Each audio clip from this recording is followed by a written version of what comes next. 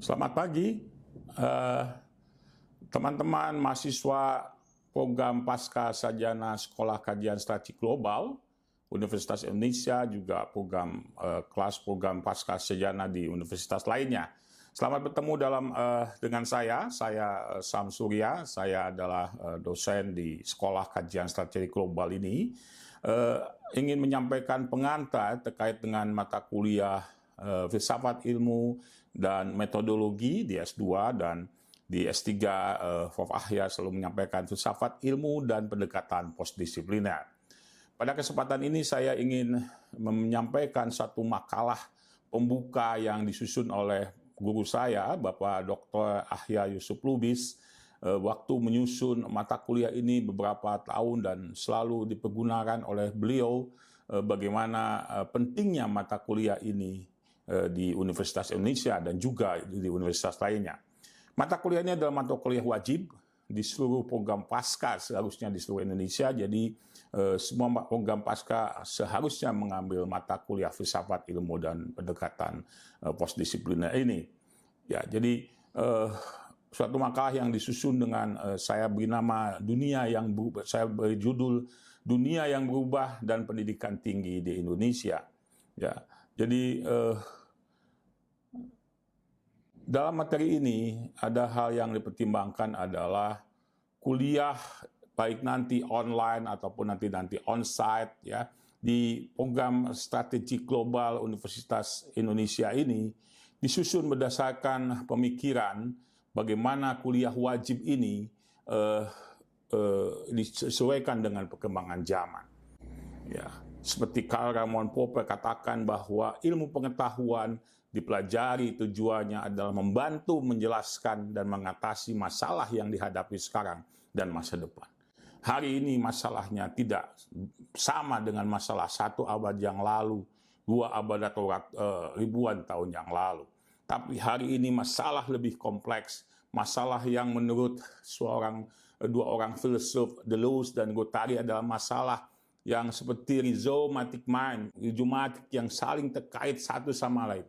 Masalah yang sudah masuk dalam era jaringan, masalah yang masuk dengan teknologi menjadi masalah yang berbentuk dalam suatu jaringan yang terhubung satu dengan yang lain dan merupakan jaringan global.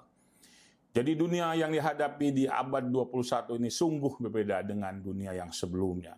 Demikian juga dunia pendidikan, pada kemampuan melihat bagaimana kemampuan dunia pendidikan untuk mengatasi berbagai masalah yang sedang dihadapi ini dan yang akan diprediksi muncul ke depan. Permasalahan hari ini misalkan terkait dengan virus COVID-19. Bagaimana pasca COVID akan ada kehidupan yang lain? Bagaimana kebiasaan baru dibangun dan disesuaikan? Inilah pentingnya filsafat ilmu dan metodologi di dalam ke depan sebagai dasar perkuliahan. Kenapa? Karena bagaimanapun juga filsafat telah memberikan prinsip-prinsip umum dan prinsip-prinsip penting terkait dengan pemikiran teoritis, metode kognisi, metode adaptif, metode perspektif dan kesadaran diri, yang semuanya dapat digunakan untuk memperoleh pengetahuan tentang realitas. Realitas hari ini yang berbeda dengan realitas sebelumnya. Hari ini ada realitas dunia maya yang tentu akan lebih kompleks karena ada dua realitas yang sedang dihadapi oleh seluruh masyarakat di dunia ini. Ya, demikian juga filsafat sudah membantu untuk merancang, melakukan dan menganalisa dan menafsirkan berbagai pertanyaan-pertanyaan kehidupan yang menjadikan pertanyaan penelitian. Perspektif filosofis juga penting karena melalui filsafat akan terungkap asumsi yang dibuat oleh peneliti, asumsi yang dibuat oleh seorang penulis, terutama pilihan-pilihan tujuan, pilihan-pilihan desain yang diterapkan, pilihan yang metodologi dan juga metode penelitian. Ya, karena juga bagaimana analisis dan interpretasi data. Jadi memahami filosofis sains itu sangat penting karena ini juga untuk memastikan bahwa hasil penelitian itu bisa diinterpretasikan secara tepat dan secara bermakna. Lalu, apakah kita hanya mempelajari terkait dengan filosofis historis saja, terkait dengan quote atau perkataan para filsuf dari masa lalu saja di mata kuliah ini? Tentu tidak.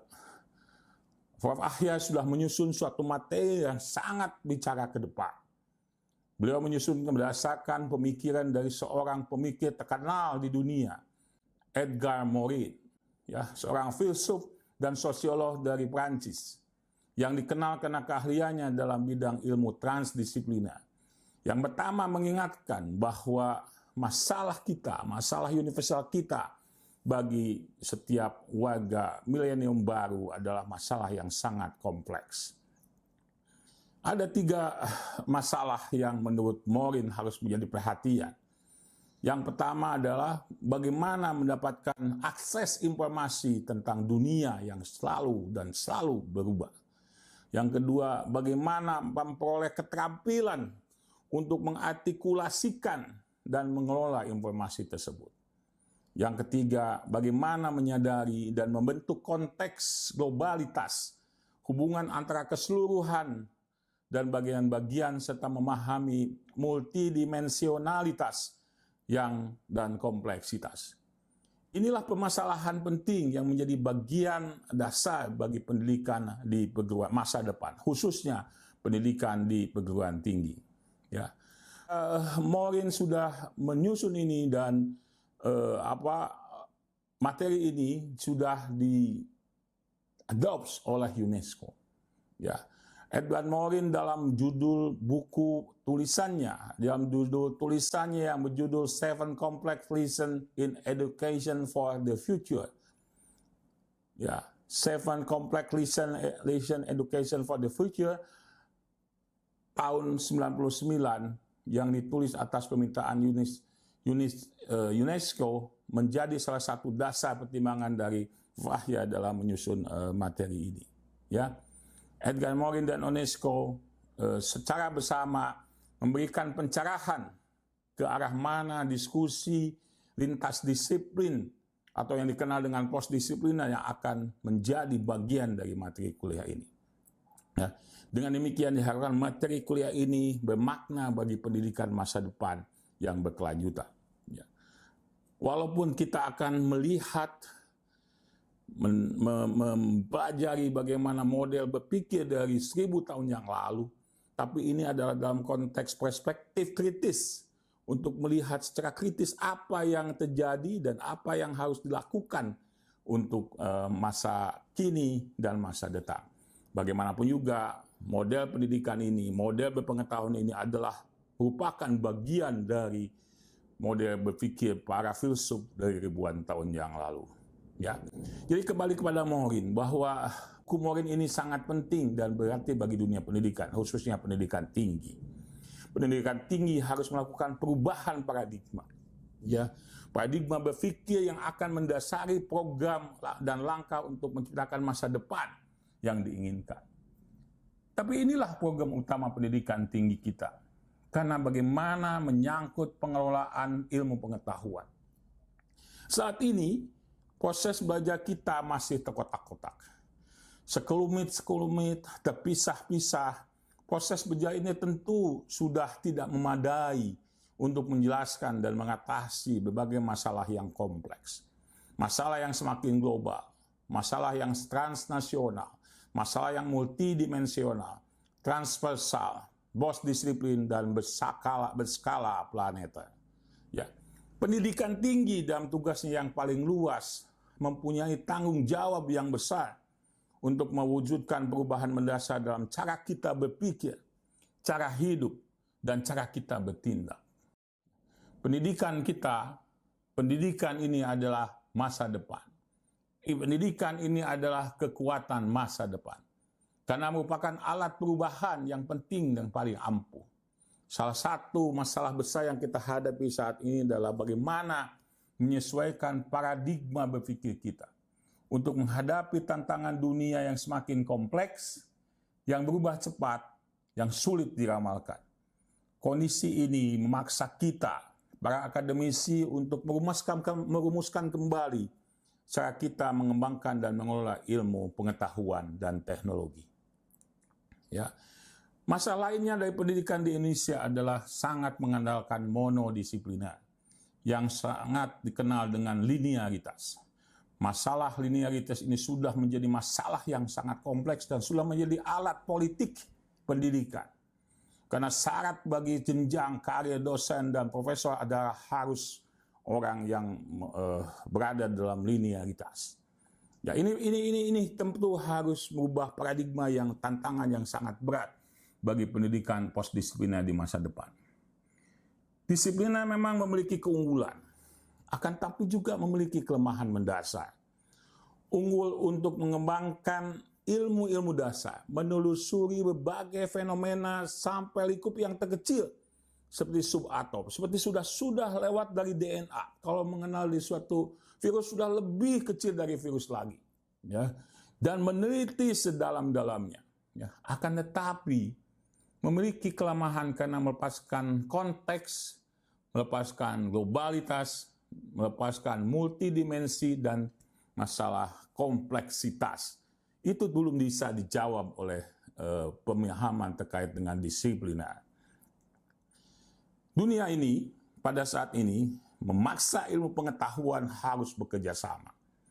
Ilmu pengetahuan sesungguhnya saling berkaitan. Namun pendidikan harus menguraikan masalah itu. Sama halnya dengan tentang manfaat ilmu yang berdampak positif dan negatif.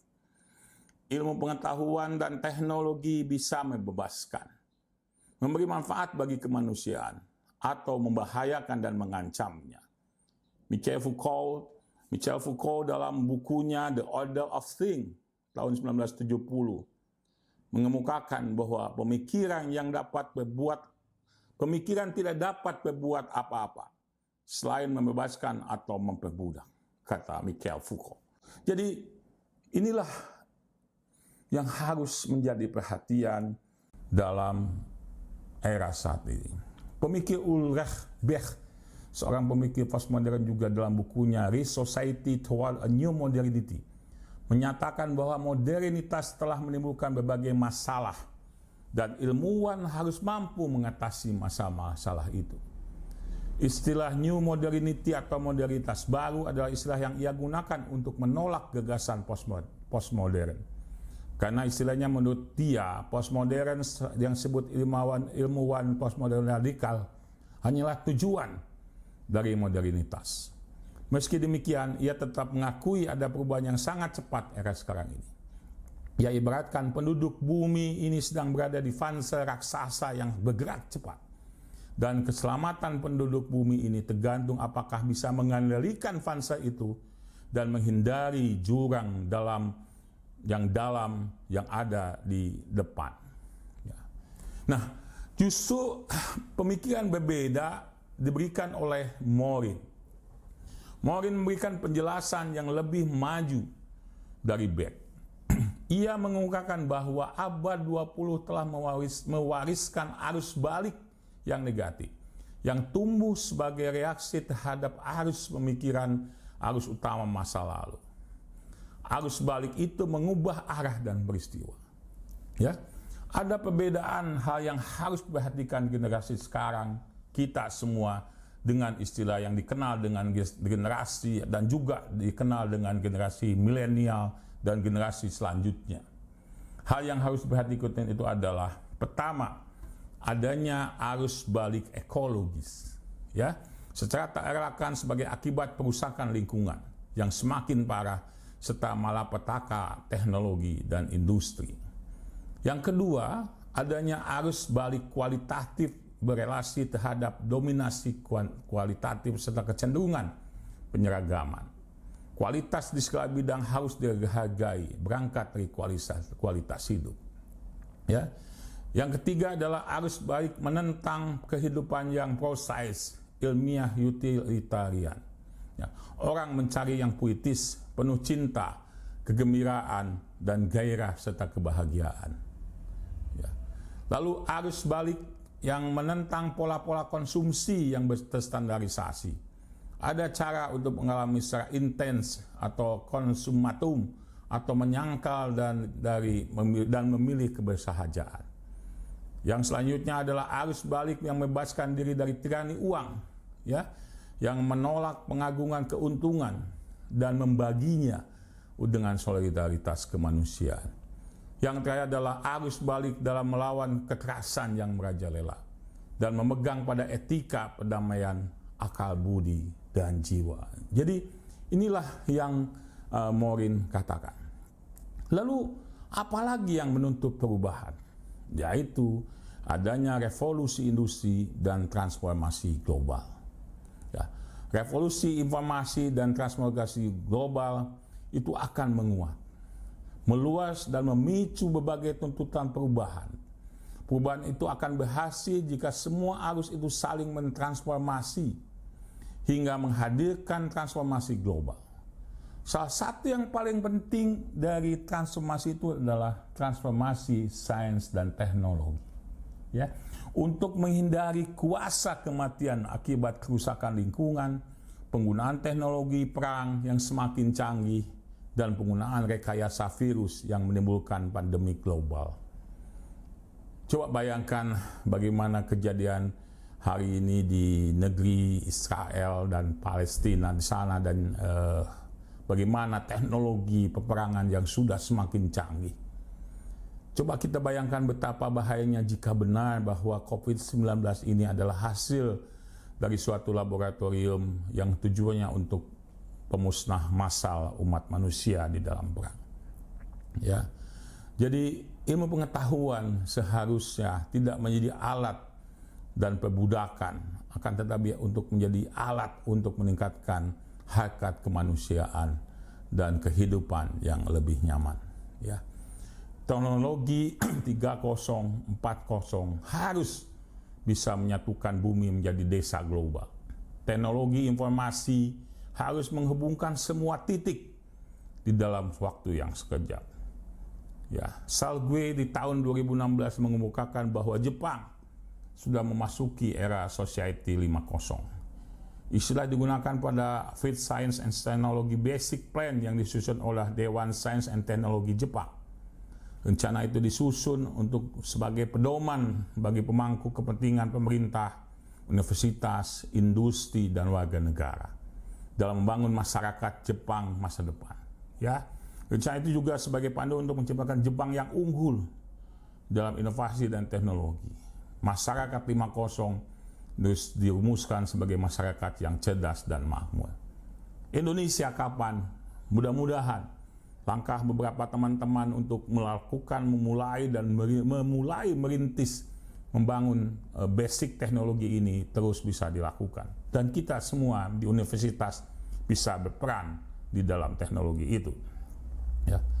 Teknologi harus bersama-sama menyediakan ketersediaan pangan, kesejahteraan minimum kepada semua penghuni planet. Akan tetapi, ya, teknologi terkadang juga menciptakan kondisi yang mematikan dan merusakkan planet yang buruk. Prof.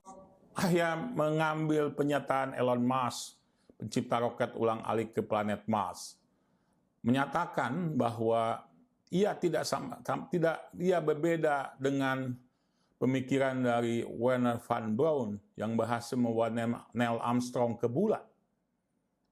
Ia mentargetkan pendaratan ke planet Mars adalah untuk keberlangsungan hidup manusia.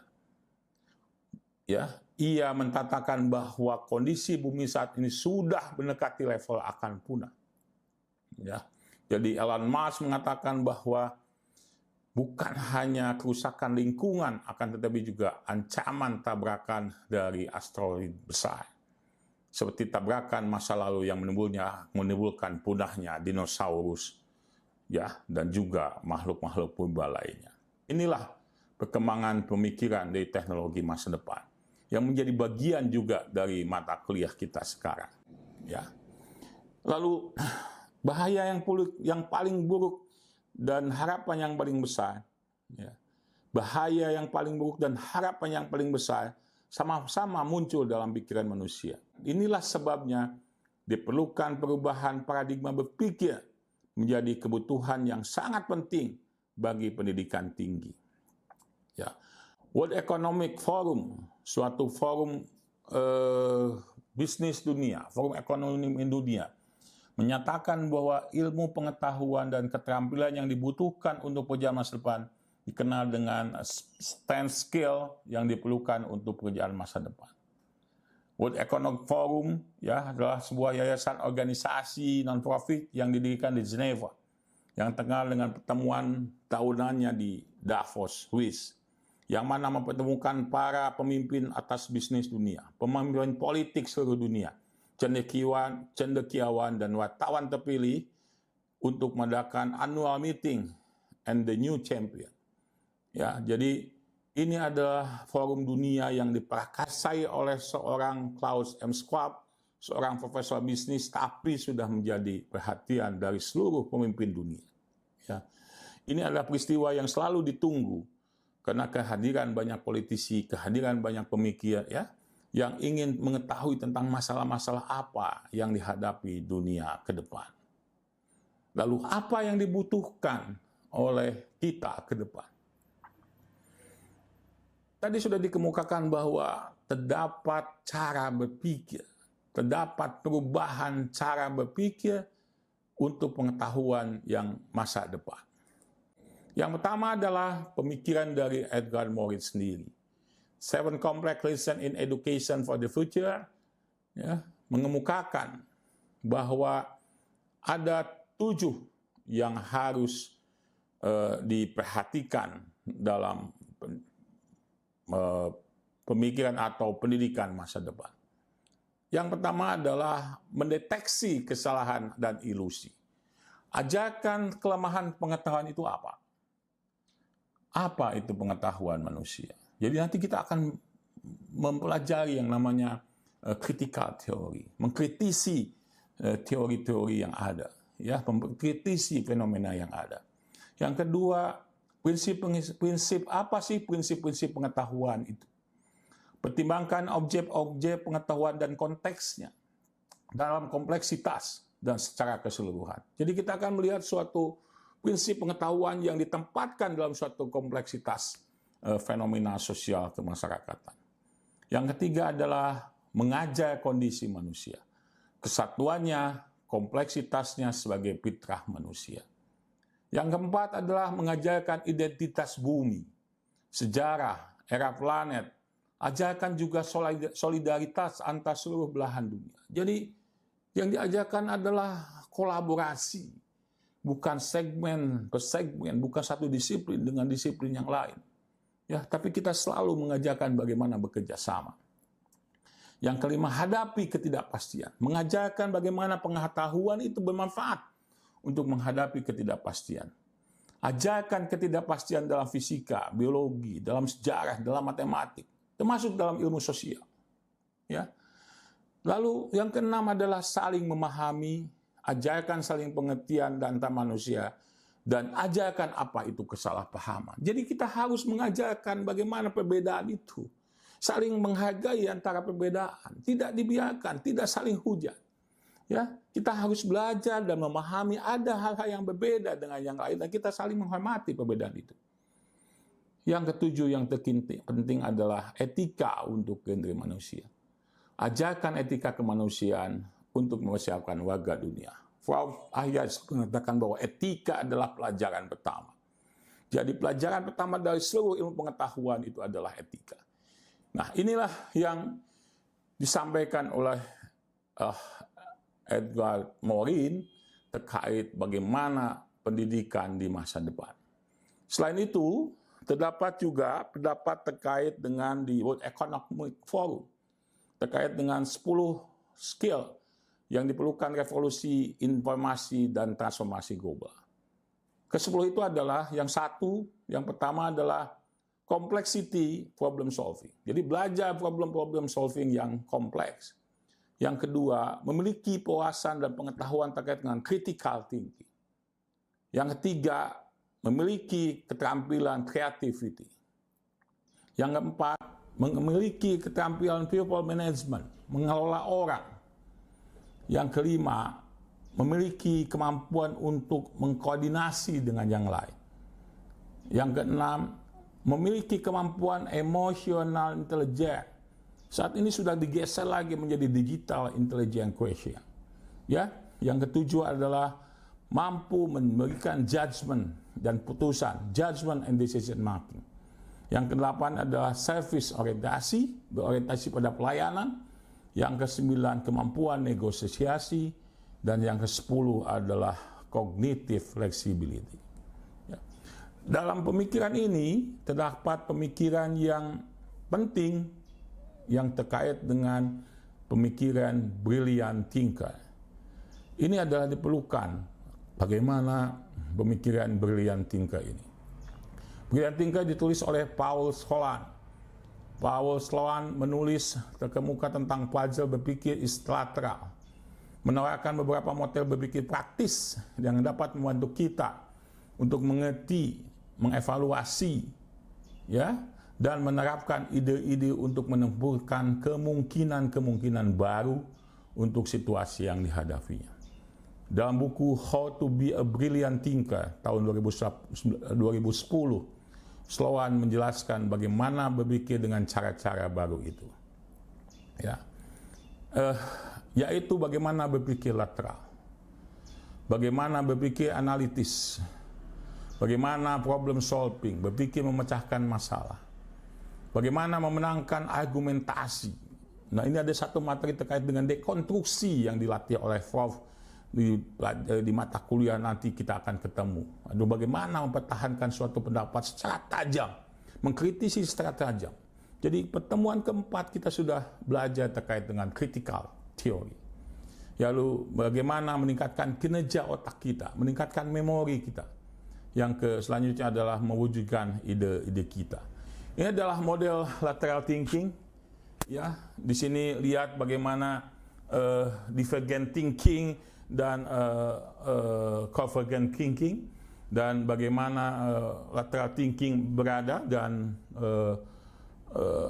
bagaimana dia justru memberikan beragam alternatif permasalahan dibandingkan dengan pemikiran-pemikiran yang biasa. Ya, jadi dalam lateral thinking adalah bagaimana thinking of the box. Ya. Edward Bono mengatakan bahwa lateral thinking ada think more, think differentially, and think radically. Jadi berpikir yang sesuatu, berpikir yang berbeda, dan berpikir secara radikal. Ya, ini adalah gambarnya, bisa dilihat, dan bagaimana pendapat dari Edward de Bono dalam lateral thinking ini. Ya, jadi berpikir lateral itu adalah dianggap sebagai pseudoscience. Pertama kali digunakan pada tahun 1987 oleh Edward de Bono dalam bukunya The Use of Lateral Thinking. De Bono mengemukakan bahwa berpikir lateral adalah serangkaian proses yang memberikan cara berpikir yang sistematis, ya, dan secara kreatif disengaja menghasilkan pemikiran yang inovatif dengan cara berulang. Ya. Berpikir lateral adalah cara memecahkan masalah dengan menggunakan pendekatan kreatif, melibatkan ide-ide yang mungkin tidak dapat diperoleh apabila kita dengan menggunakan logika disipliner, dengan langkah-langkah yang tradisional. Dengan berpikir lateral ini akan membentuk suatu pemikiran yang dalam suatu jaringan yang membentuk suatu pemikiran yang bisa memecahkan kompleksitas. Ya. Jadi pemikiran lateral thinking juga menjadi bagian dari pemikiran kritis, terutama yang berkaitan dengan mencari nilai-nilai yang sebenarnya dari sesuatu penyataan dan kesalahan. Berpikir lateral tapi berbeda dengan berpikir sistem.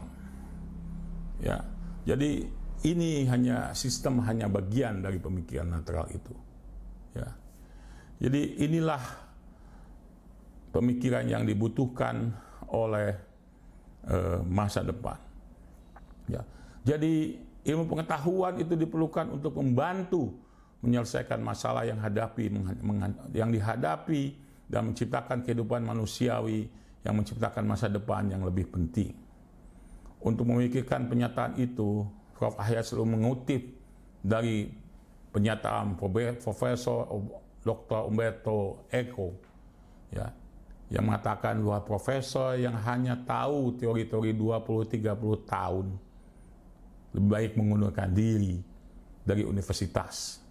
Karena ia tidak lagi membantu mahasiswa menyelesaikan masalah, akan tetapi menjadi bagian masalah itu. Termasuk saya, kata Umberto Eco. Ya. Jadi, Umberto Eco menulis suatu novel terkenal, The Name of Rose, tahun 80. Novel yang sangat mendapat sambutan luar biasa dari para akademisi dan secara internasional. Dan ini juga menjadi film yang menarik tentang pengetahuan. Ya, jadi itulah materi yang akan kita pelajari dalam satu semester ke depan, 16 kali pertemuan. Dengan beragam metode, ada video, ada PDF, ada diskusi, ada tugas. Ya. Lalu pertanyaannya adalah, kurikulum apa yang akan diimplementasikan dengan konsep ke depan? Ya. Jadi tadi disampaikan bahwa kita saat ini berada dalam arus perubahan ilmu pengetahuan dan teknologi yang luar biasa cepat. Ya. Karena itu materi ini oleh Prof. Ahya dirancang untuk kuliah filsafat ilmu dan postdisipliner untuk S2 dan S3 menyesuaikan dengan perkembangan revolusi pengetahuan itu. Ya. Tentu saja misi Kementerian Ristek Dikti, ya, yang menjadi dasar juga pemikiran ini antara lain misi Kementerian Ristek Dikti di mempersiapkan SDM Indonesia di era industri 4.0, ya, untuk meningkatkan akses, relevansi dan mutu pendidikan tinggi untuk menghasilkan SDM yang berkualitas, ya, serta meningkatkan kemampuan iptek, inovasi dan mendukung daya saing bangsa.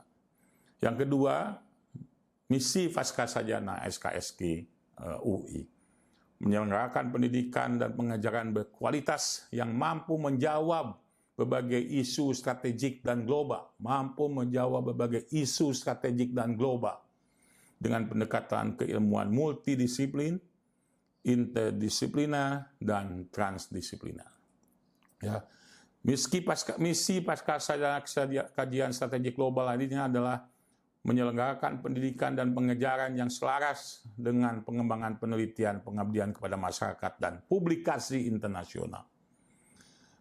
Mempersiapkan lulusan yang mampu berpikir kritis, jadi mampu berpikir kritis dan pemecahan masalah secara strategik global dengan menjunjung tinggi etika keilmuan.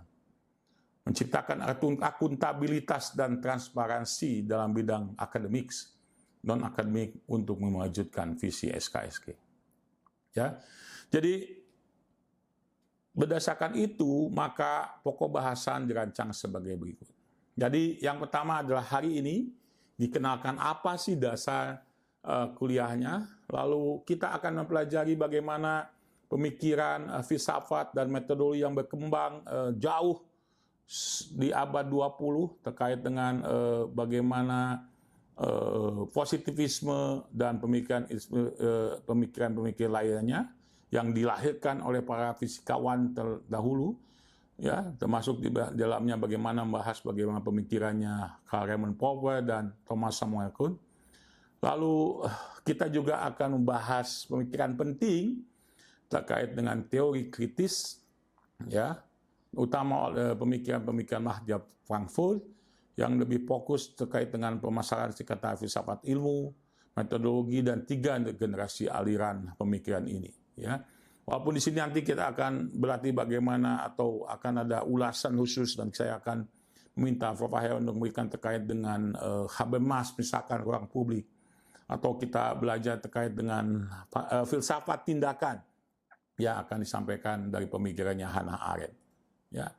Lalu pemikiran postmodern ini ada luar biasa pemikir yang sangat banyak, yang bagaimana mengetahui dengan dimulai ditemukannya personal komputer di tahun 60-an, lalu bagaimana misalkan pemikiran dalam ekonomi libidinal dari Frances Lyotard, ya, juga era postmodern sebagai dampak dari teknologi informasi itu. Jadi suatu pemikiran dari Lyotard yang sangat luar biasa, juga dari Baudrillard ya, yang terkait dengan pemikiran-pemikiran yang membutuhkan tentu pemaknaan yang sangat dalam terkait fenomena yang ada. Ya. Jadi kita akan belajar terkait teori postmodern, ya, teori-teori baru terkait dengan fenomena sosial budaya, teori yang menjelaskan masyarakat consumer society, ya, dari Frederick Jameson, dari Franz Lyotard, dari Jean Baudrillard, dari ekonomi libidinal, masyarakat konsumsi, virtual economic juga akan menjadi bagian dari sini. Juga akan bicara terkait dengan politik ekologi dari Ulrich Bach. Ini juga satu mikir terkait dengan ekologi yang sangat luar biasa. Ya, jadi juga terkait dengan fenomena sosial dan budaya kontemporer lain. Juga kita akan membahas bagaimana strukturasi dari Anthony Giddens, Phil Bourdieu, ya, terkait dengan modal kapital sosial, habitus, ya, karena ini yang diperlukan. Ya, hari ini bagaimana merubah perilaku, misalkan merubah mindset dan sebagainya yang tentu harus punya fondasi pemikiran yang kuat, gitu ya. Juga bagaimana melakukan critical discourse analysis dari Michel Foucault, ya, metode semiotik dari Roland Barthes dan Umberto Eco, juga metode dekonstruksi lainnya dari Derrida, ya. Jadi juga kita akan belajar siberetnografi dan penelitian di sosial media, ya. Tapi mungkin tidak semua metode itu akan tercapai dalam 16 pertemuan, tapi kita akan dapatkan minimal 1 atau 2 metode. Dan setelah itu kita akan masuk pada era informasi dan pendekatan postdisipliner. Jadi dimulai dari era internet, lalu era jaringan, lalu ada pemikiran dari Deleuze dan Guattari yang sangat menarik, yang sangat prinsip merubah semua model pemikiran dari asalnya batang pohon menjadi model rhizome yang saling terkait satu sama lain. Ini juga kita akan pelajari dan bagaimana aplikasinya di dalam penelitian keseharian. Kita juga akan belajar bagaimana perubahan dari model berpikir atomistik menjadi model berpikir yang quantum relativity yang mengungkapkan konsep dan teori yang sangat berbeda. Ya, ada chaos teori, ada kompleksitas, ada determinasi, ya, ada non-linear dan ada non-horizontal dan sebagainya. Ini tentu akan dibahas dalam pertemuan ke-9, 10, dan 11. Ya. Lalu setelah itu nanti kita akan mendiskusikan bagaimana realitas yang kompleks dan pendekatan multidisiplin dan cross-disipliner, ya, bagaimana juga berlatih melakukan pendekatan interdisiplin dan transdisipliner. Teman-teman, jadi kurikulumnya seperti apa yang akan dilakukan di dalam kuliah filsafat ilmu dan metodologi ini? Kurikulum dalam proses pembelajaran disusun dan dibuat oleh Prof. Ahya tidak indoktrin tentunya, ya, dan tidak juga birokratis, ya. Akan tetapi berupaya melaksanakan konsep merdeka belajar seperti disampaikan oleh Mas Menteri, ya, oleh kebijakan Menristek-Dikti Pak Nadiem Makarim, ya, yang dimana menyusun kurikulum ini bercirikan inovatif, fleksibel, dan tentu saja disesuaikan dengan perkembangan zaman saat ini. Ya, demikian juga dalam materi-materi pelatihan nanti, ya. Jadi jangan khawatir tentang itu dan kita akan banyak berlatih. Dan lalu luarannya apa dari kuliah ini? Yang pertama adalah mampu menjelaskan perbedaan, lalu kekuatan, kelemahan, paradigma ilmiah positivisme, paradigma teori kritis, paradigma postmodern, paradigma era jaringan dan era virtual, paradigma postdisipliner, dan sebagainya. Yang kedua, mampu merumuskan paradigma masalah, kerangka teori, metode yang digunakan dalam suatu tulisan ilmiah, baik nanti jurnal ilmiah untuk standar internasional ataupun proposal tesis atau disertasi, ya. Dan tentu konsep menulis ini menjadi penting karena bagaimanapun juga S2 dan S3 ujungnya adalah bagaimana menulis ilmiah yang baik yang bisa dipertanggungjawabkan, ya. Jadi demikian teman-teman, dan ini adalah daftar bacaan yang bisa dipergunakan. Ada tulisan dari Edgar Morin, ada tulisan dari Gerhardsen, ada buku dari Paul Sloan terkait lateral thinking, ya, dan bagaimana pendapat-pendapat. Ada 5 buku utama yang kami pergunakan untuk materi ini. Demikian teman-teman kuliah kita hari ini, dan kita lanjutkan dengan diskusi. Terima kasih, salam.